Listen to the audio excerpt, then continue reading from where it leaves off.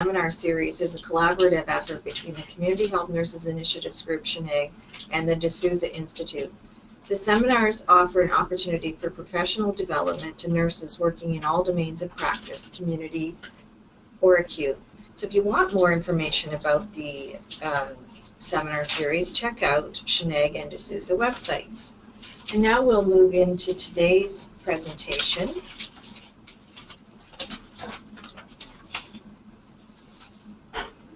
Welcome to part 2 of the Let's Get Social webinar series. Last week we talked about why to use social media in health promotion, and this week we will be digging more deeply into the use of social media platforms. But before we jump right in, I would like to reintroduce the team, as not everyone will have participated in part 1. In 2005, the Government of Ontario created 7 tobacco control area networks known as TCANs to coordinate the Smoke-Free Ontario strategy. The webinar presenters today are all from the Central East TCAN. In keeping with the social media theme, we created our introductions using social media today. So I'm a CHN with many years experience and manage a tobacco control area network. Hashtag mentor, hashtag student nurses rock, hashtag PHNs are amazing at health promotion. Okay, and I'm Renee Rogers, and I'm a 4th year BSCM student at York University, and I've worked with the Central East TCAN for 2 years. I'm a lover of all things chocolate. I'm newly engaged and excited that the end of nursing school is near. Hashtag almost a real nurse. All right, and I'm Destiny Shepard. I'm also a 4th year nursing student. I have been with the TCAN since April. I am from Lucknow. I love the beach, and I'm just loving life with my new puppy Lily. Hashtag I Heart Dachshunds. And then we have our 3rd TCAN student who was unable to be with us today, but has participated in collaboration on this presentation, and that's Rayanne White. She's a 3rd year nursing student with the Central East TCAN. She's passionate about making our post-secondary campuses tobacco-free and loves visiting Northern Ontario where her family lives. Hashtag travel to the Soo. So part 1, why social media, was recorded last week, and you can go and find this presentation at the link on the screen, or go to shnig.org, and under the Health Promotion Seminar Series you'll see a YouTube logo. If you click on the YouTube logo, you can go in there and find all of the recordings. Part 3 will be on November 3rd, and that is on moderation of social media, evaluation, and nursing implications. So we'll be looking into the meaning and importance of social media moderation. We'll have a little practice at developing messages using examples from public health campaigns, and we'll explore the impact of a public health campaign using evaluation results, as well as giving you an increased awareness of the benefits and risks of understanding social media in the nursing profession. So how does it impact you as a nurse? So today, part 2, we're going to explore 5 different social media platforms: Facebook, Instagram, Twitter, Snapchat, and YouTube. You'll discover the benefits and disadvantages of each, as well as learn how to use how each of these platforms can be used in your health promotion campaigns. And now over to Renee.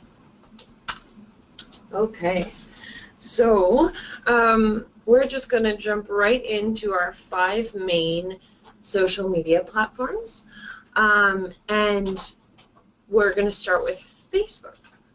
So let me know if you have any questions throughout,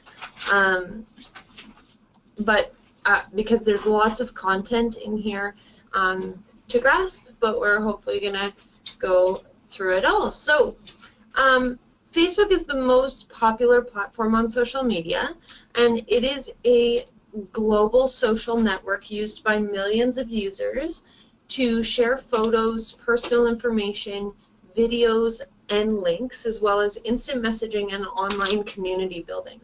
So when using Facebook for professional use, there are some beneficial aspects we can take advantage of, and some detriments we should be aware of before we start. So first, pro would be that Facebook contains the largest audience of all social media platforms. As shown in the visual, 79% of online adults used Facebook, spread fairly equally across all age groups. But because of the amount of users, Facebook can be a very effective outlet for building online communities of support and information. This is why we, as health professionals and agencies, need to learn how to effectively use Facebook to help us spread our messaging and provide safe online communities for people to learn about health issues. So the options are really endless when you have this big of a population at your fingertips. And we watched a video last week that said if Facebook were a country, it would be the #1 largest in the world based on population. So think of all the people you can reach so easily through online. So Facebook also includes most of the features of other platforms, such as picture sharing, real-time messaging, live and recorded video sharing, shopping, advertising, news, and this allows you to share your message in many different ways in just one platform. So with paid Facebook advertising, you can also target your messages to certain populations so you can have a more effective reach. So instead of targeting the entire world, you can target Ontario or just a small part of Ontario, but you can also target gender, age, interests. And finally, it is also very easy to run contests or competitions, as engagement is easy, fun, and free for all Facebook users. So because of these, there are some unintended disadvantages of using Facebook for health promotion. And the biggest one is that due to its popularity, Facebook has become highly saturated with brands and advertisements, making it hard sometimes to have an effective reach, as our ads and posts can get lost in everyone else's. So also, Facebook is constantly changing, which means that content needs to be edited and switched fairly frequently in order to be effective. So, but don't get scared away by that. Facebook is an amazing way to reach lots of people very quickly, and we have used it for many different types of campaigns, as you'll see with our next examples. So, in using Facebook, we've found that sometimes there can be some tricky things, and we've created a list of tips we've learned to share with you. So the first one is that Facebook prefers minimal text in your ads, posts, or posters. So the lesser amount of text, the more traffic and attention your post will actually get. So this includes post text and text on your pictures or ads. So what we found is that Facebook has a very awesome online tool called the Image Text Check, where you can upload your images that you're going to use for your ads or posts, and it just checks them to see if they're going to have an effective reach based on the text in your ad. So if it's a picture full of text, it's going to have a low reach. So yeah, so make sure you're checking your ads before you post them, and you can find this tool through Googling Facebook.com ads or Facebook ad tools, and this is very helpful in building your campaign. Another tip is to use videos or slideshows instead of static photos. So videos get way more attention and engagement from users. As well, videos and slideshows can deliver more messaging than a photo. These are examples of posts and ads used online for our Smoke-Free Movies campaign. And you can see we used slideshows that play on a loop. So these are just static images, and there's about 4 of them that just loop to look sort of like a video. And then we also used hashtags in our posts, short, simple key messaging, and always included our link because that's where we were pointing them to. So Also on the little boy ad to your right, you will notice the yellow bar that shows us we reached 109,000 people with this ad. You can also see that 64,000 people viewed it, and then at the very bottom you can see that 64 people reacted, which means they either liked or loved or laughed on our ad.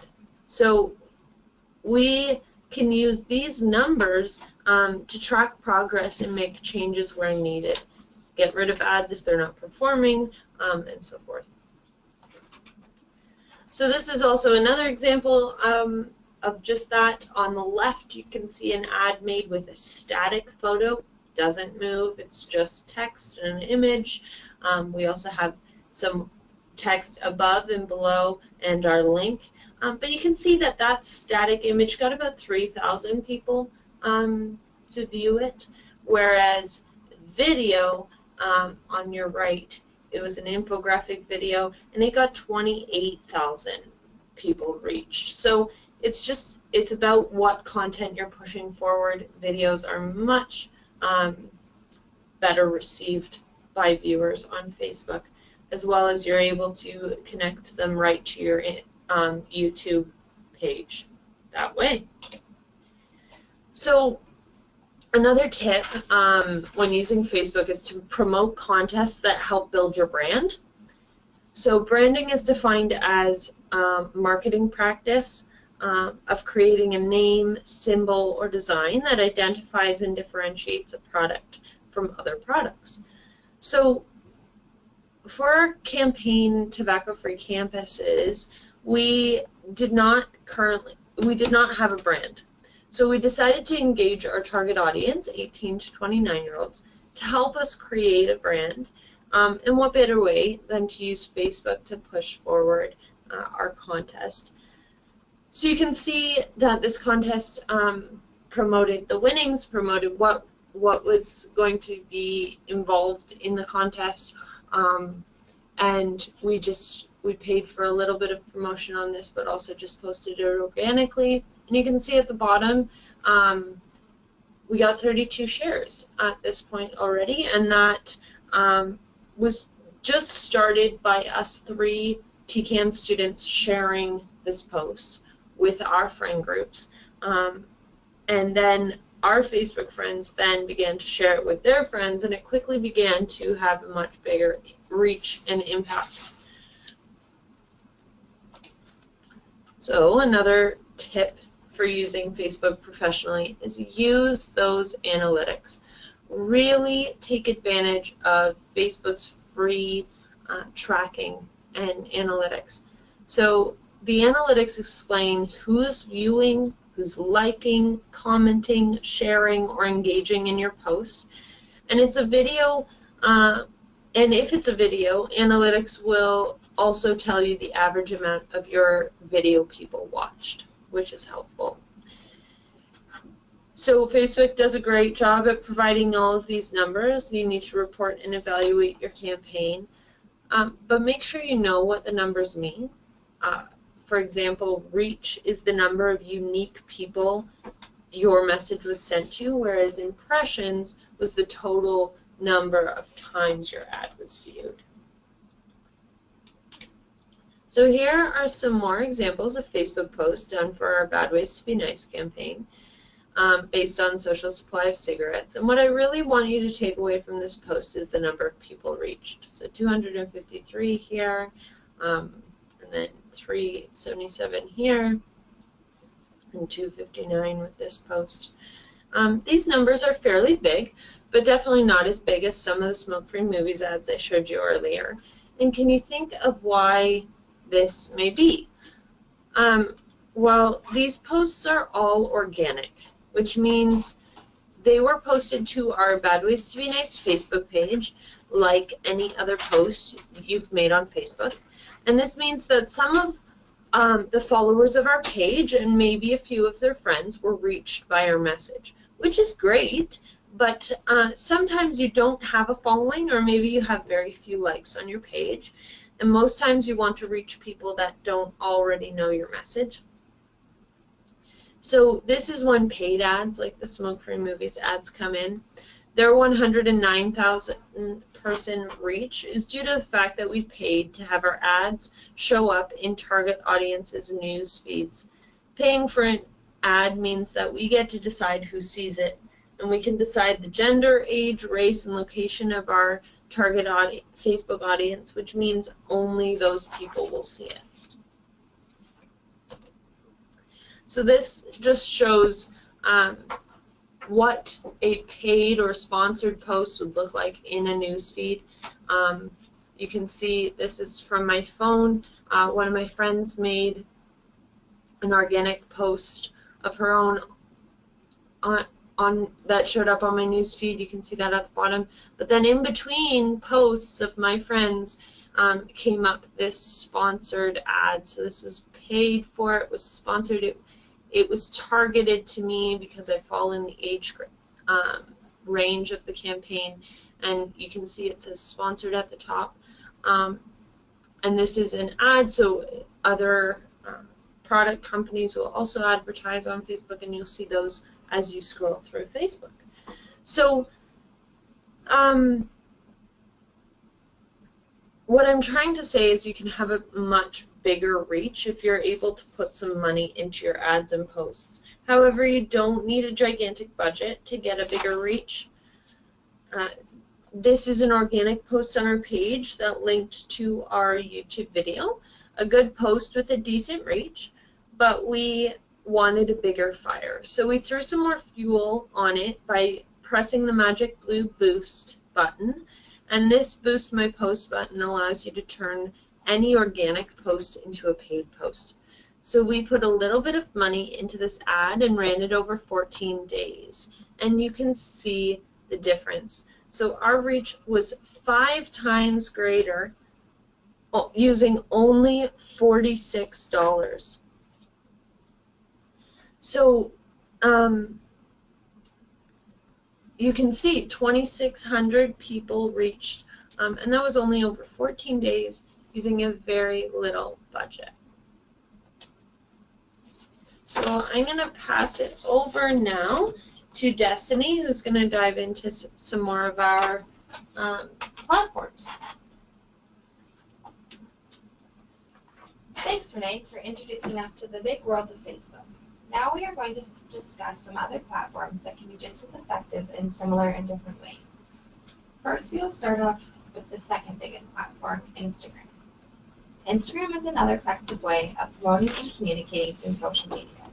It is primarily used through a mobile app and limited when used on a desktop. Unlike the many features of Facebook, Instagram users can only share pictures and short videos, as well as live videos or stories. As you can see from the stats to the right on the screen, only 32% of adults online are using Instagram. This is compared to Facebook's 79%. However, it is important to note that Instagram population has rapidly increased in the past 2 years, passing Twitter in the number of users. Like any other social media platform, there are benefits and downfalls.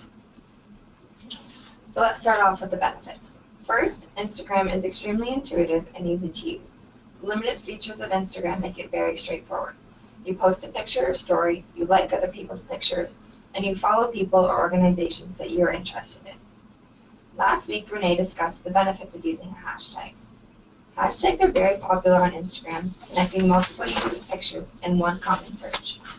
Another benefit is that Facebook recently bought Instagram. This is making it very easy to share Instagram posts directly to your Facebook page. For the downfalls, a few of the downfalls of this platform are that sharing photos must be done from mobile devices unless connected to Facebook. This can be a constraint when creating a brand. Also, Instagram brand awareness comes mostly from pictures, as users may not read all of your text when they scroll by. This means that the images you use should be selected or created carefully in order to captivate your target audience and get your key messages across.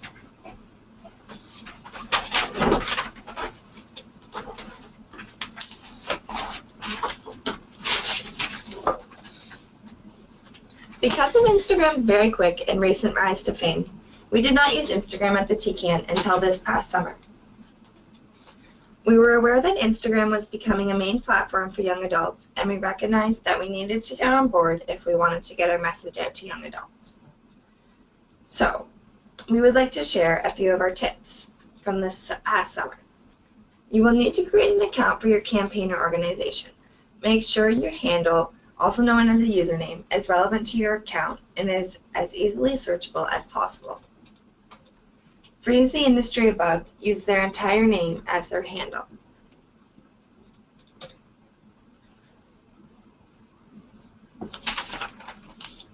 Above are some of our recently developed Instagram pages.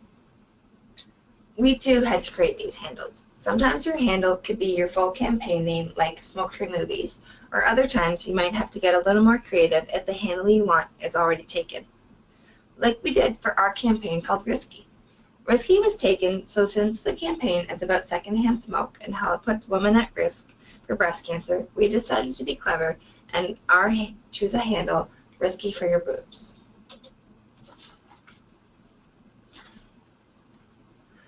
Another tip is to do both organic and paid posts. Just like Facebook, Instagram allows you to have organic posts that show up on your account and are seen by your followers. It also lets you have paid or sponsored posts where people can click directly through to your website. These posts can be targeted to specific populations and tracked, just like sponsored Facebook posts. On the screen, you will see LensCrafters' Instagram page on the left, with all of their organic posts. The one in the middle is one of their organic posts, with only 95 likes. But the one on the right is a paid ad that would show up on your newsfeed between organic posts of people you follow. You can see that it says sponsored just below the LensCrafters, and that the views are much more. As with any and all social media advertising and campaign development, it is important to research what you're doing, and lucky for us, all of the information is only a few quick clicks away. When in doubt, Google it. We may seem like we know a lot about the use of social media, but most of it you learn from experience, research, or talking to other people who have done it before. Take advantage of your resources and learn as much as you can. This is just a starting point.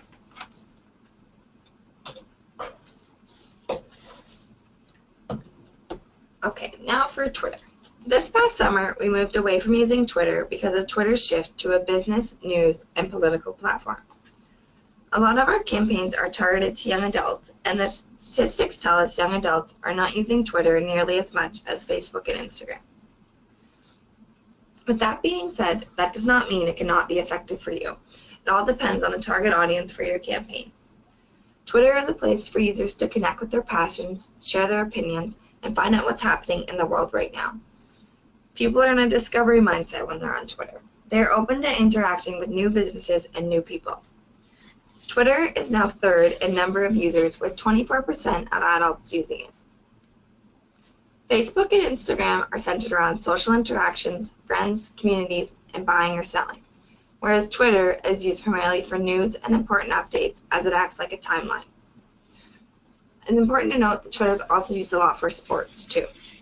Schools make announcements about snow days, Donald Trump shares his opinion, and the police post town updates and road closures. On Twitter, all of these posts are in real time. They are basically short updates to the world that show up in a chronological order in the Twitter feed. This chronological order can lead to some difficulties in pushing out your message, as you must post more to receive brand saturation. A benefit of Twitter is that it allows for easy sharing of retweeting of your message, which can help with a larger reach. One of the biggest constraints when working with Twitter is the 140 character limit. This limit is not as effective in getting your message out.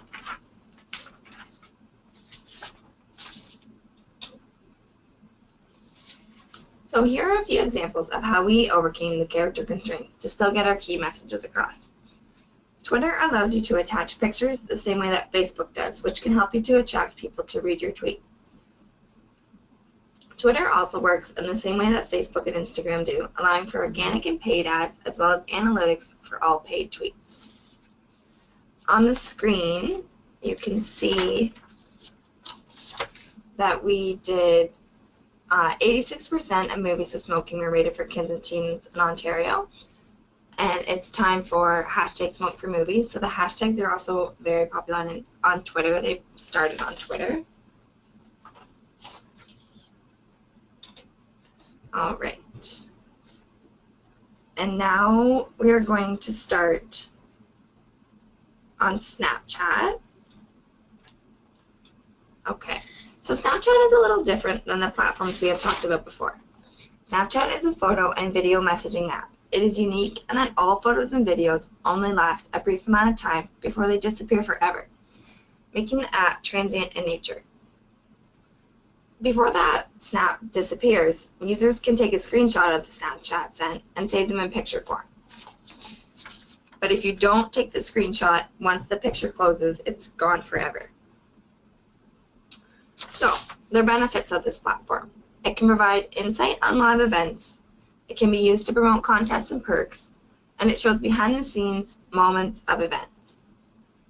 Just like all the other platforms, there are both organic and paid advertising opportunities.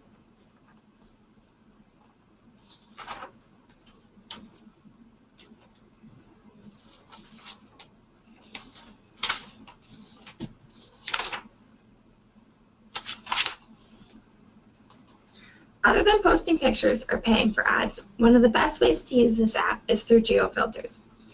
These are filters or creatives that people can put over their pictures at an event that are targeted to a certain location.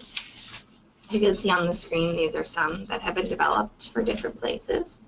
When you are in these targeted locations, you can take a picture and add the filter. Many cities have their own geofilters, as well as big concerts and universities, but they are only accessible when you are in that area. This means I cannot use Barry's filter when I'm at York University. I can only use York University's filter on my photo or video if I choose.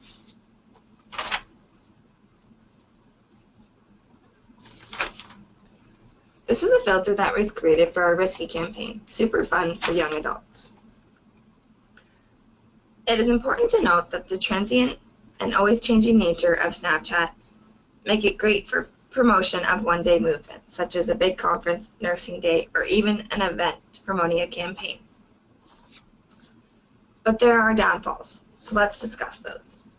Snapchat is not as easy to use or understand as some of the others, so it may be difficult for beginners. Although your account can be managed from a desktop, sharing photos must all be done from mobile devices. This can limit some organizations. Because of the nature of the app, measuring effectiveness can be difficult. Advertising is quite new on Snapchat, and content can be perceived as spam. All right. So how have we used geofilters? The first time we presented this presentation in Niagara Falls, Renee created a geofilter and targeted it to the hotel the conference was being held at. This means that anyone staying at the hotel during the workshop could take a picture and add the Let's Get Social filter.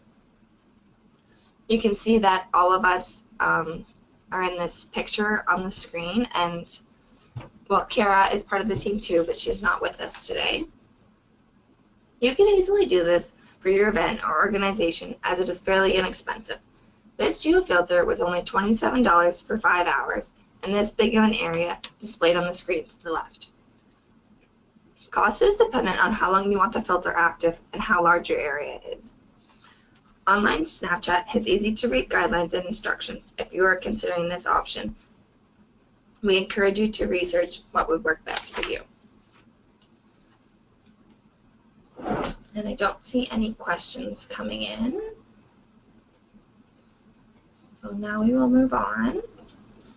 I'll hand it over to Cindy and she can do YouTube.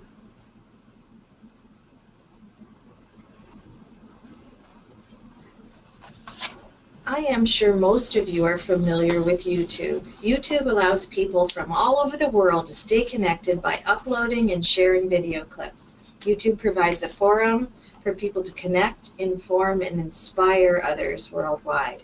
YouTube contains such a variety of content that it has become one of the most versatile tools for health promotion. There are videos on almost everything from movie trailers to campaigns to brands to tutorials to music videos and testimonials, to name but a few. There is no limit to how you can use YouTube. However, timing and content can be very important.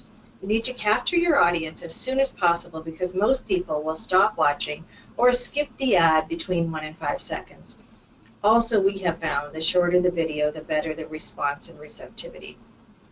We usually make 15 or 30-second videos to ensure that we get our message across to our target audience. It isn't always easy to get that information in 15 seconds, but we try hard to do that. A few other pros to using YouTube are that videos are the most shared content online and can be shared easily on Facebook. Videos can invoke emotions, which is helpful for building brand awareness. And if you create a video for your health message, your clients can review the video over and over again at their own pace. So they replay, pause, rewatch. So it could be about breastfeeding and they can stop and look and learn a little bit more. Some cons are that viewers are attracted to good quality videos. Any less than you lose your viewer. And good quality videos are time consuming and can be expensive to make. Also, although we can track who watched it or for how long if they click through to our link, it's hard to track the effect on awareness. Here, we're going to give you a few examples of videos that we've used for health promotion. We started working with some videography students when they were in high school, continued working with them as they studied videography in college, and now work with their newly formed company to produce our videos. They're still reasonably priced. So finding someone in your local area that you can tap into that's skilled and isn't in that higher $20,000 range is great. So this is a Bad Ways to Be Nice Mom's Car video that's currently in market in Ontario, and we're targeting Indigenous people between the ages of 16 and 70.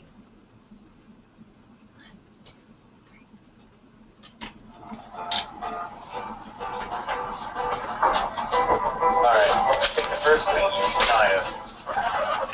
What am I doing? I'm helping my little brother here make the first dent in our mom's new car. The way I see it, he's going to do it on his own anyway.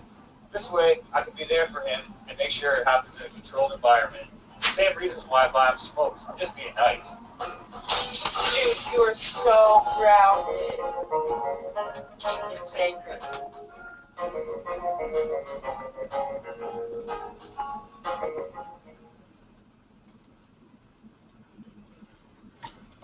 Through YouTube analytics, we can see how many people watched the video, when our viewing spiked, and the average viewing duration. So for this video, it was 26 seconds of our 30-second video.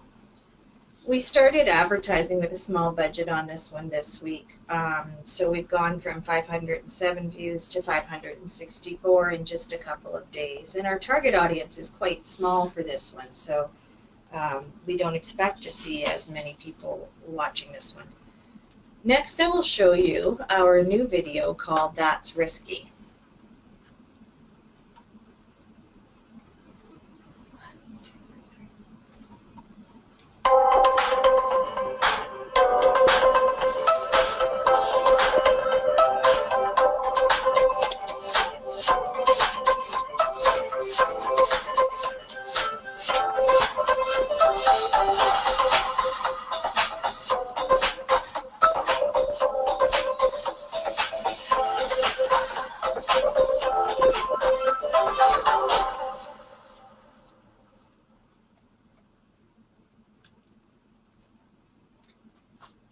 So this video we piloted for 2 weeks and found out that we had almost 80,000 views on social media, but of that over 20,000 were full views on YouTube, which is great. So people were very receptive to this.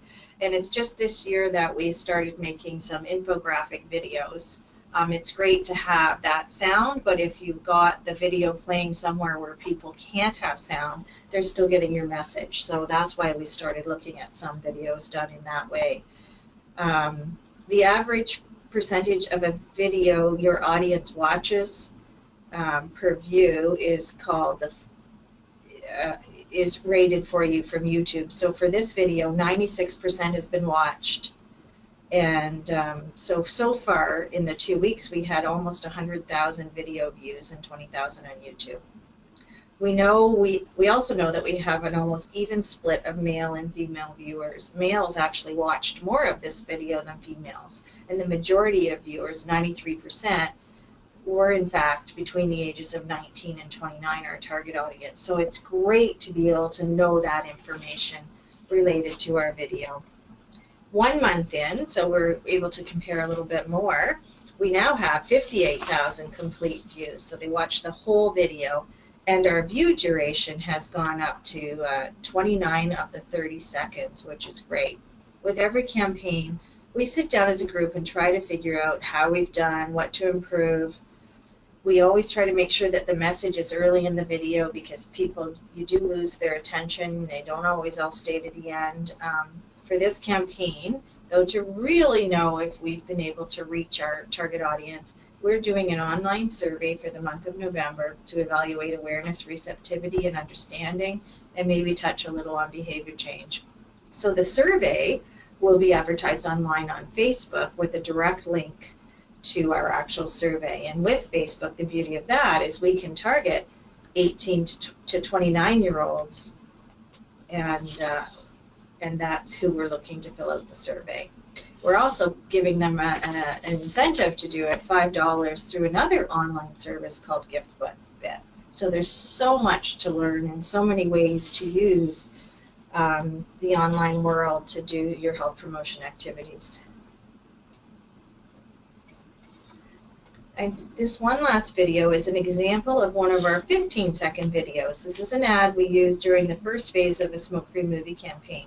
This ad had over 268,000 views on YouTube, with the average view duration being 13 of the 15 seconds. So they saw, a lot of people saw almost the entire ad, so we know they saw our actual message. And when you see that the numbers I've talked about today are just sharing you the views on YouTube. In most cases, our videos have also been shown on Facebook. So for example, the one we're about to show you was seen on Facebook 96,000 times. And of those, that 100,000, almost 10,000 watched the entire video. So here we go. 1, 2, 3.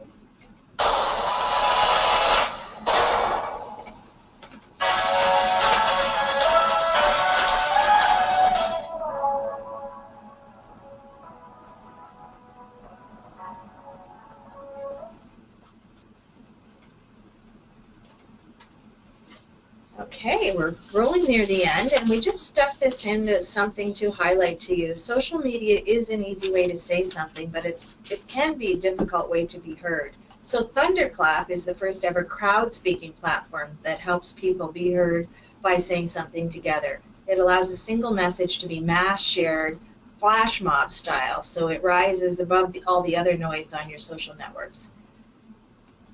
So what happens is a message is boosted at a single time. People have joined ahead of time, and this thunderclap happens. And that seems very simple for me to say that, and I didn't want to go into all the details of a thunderclap today, but I wanted you to go away after today and maybe take a look online at www.thunderclap.it and just look at their About section. You can watch a video about how this can be done. So thank you for joining us for part 2 of Let's Get Social, and please join us for part 3. Next week we will talk about moderation, evaluation, and any implications of using social media as a nurse, using your personal social media or your work social media. So November 3rd, so 2 weeks from today at noon.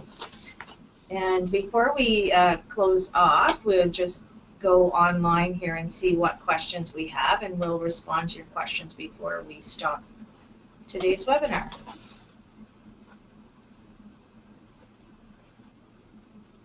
Okay, so we're getting some questions in here. Okay, so does the price on Facebook paid ads depend on time frame or amount of material? So yes, it does.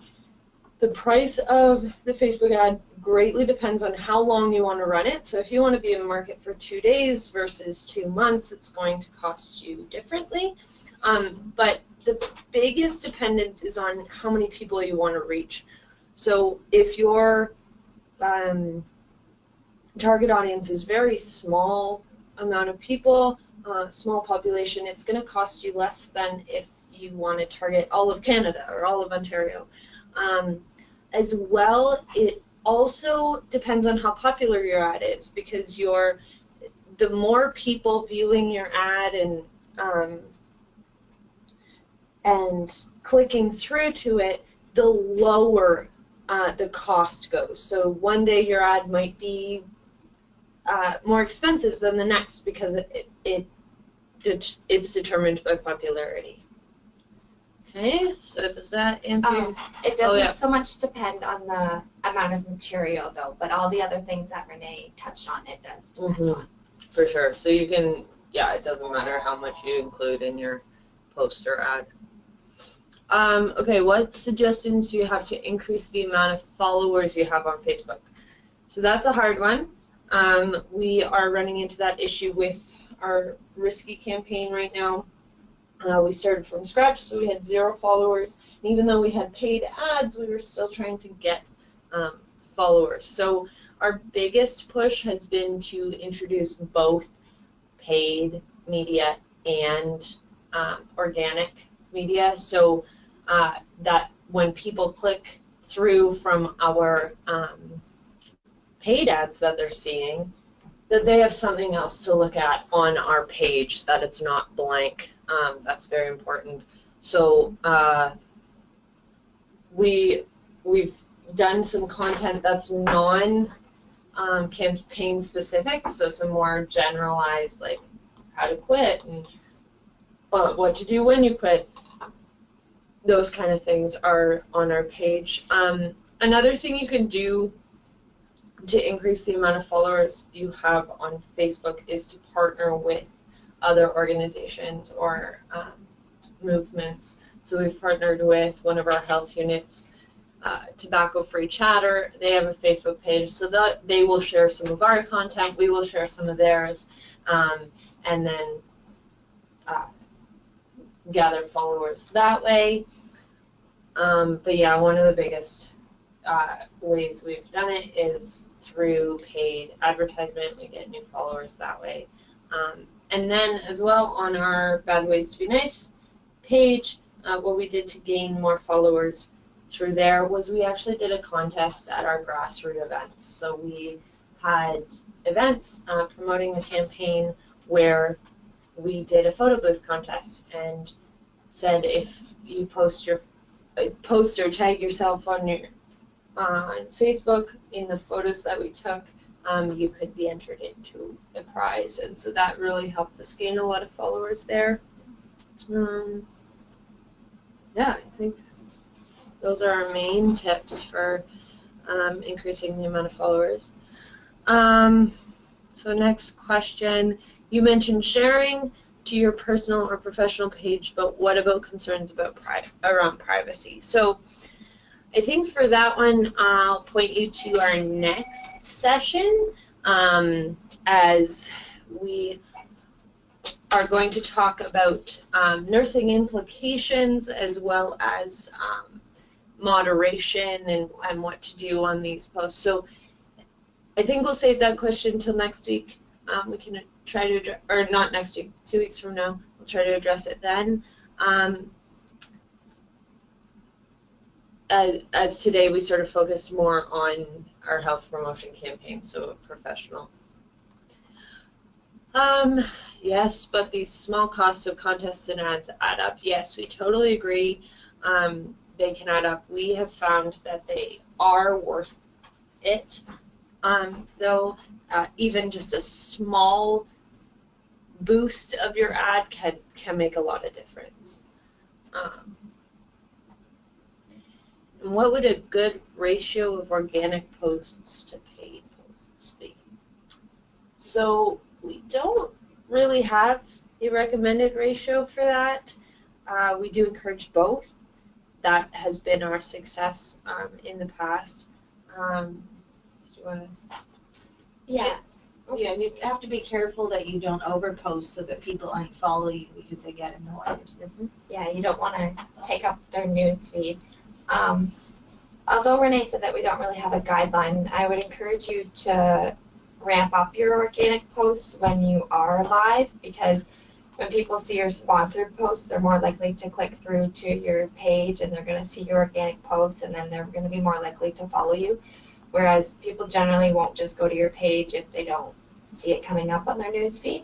So that's our recommendation for that. For sure, and we've said it before, there are huge benefits to doing both organic and paid, because with organic, you're reaching the people that are already following you, as well as putting content out for those looking to follow you to check into, as well as with paid, you're reaching people that don't already follow you, that are in your target audience. Okay, so then, and how often would you need to post to gain followers? So I think I answered that with our organic versus paid ads question. For most of our campaigns, we do about 1 organic post a day, and then multiple paid ad posts. That just depends on your target audience, really. Yeah, so then Sarah was just talking about her experience. And yeah, so images are definitely challenging to attain, and can be expensive, especially when we're looking for culturally diverse pictures and advertisements. Those are hard to find. We frequently use iStock and Shutterstock to buy photos for our campaigns, or we create them, or we have used in the past screenshots from our videos, so still clips from our videos, which has helped a lot as well.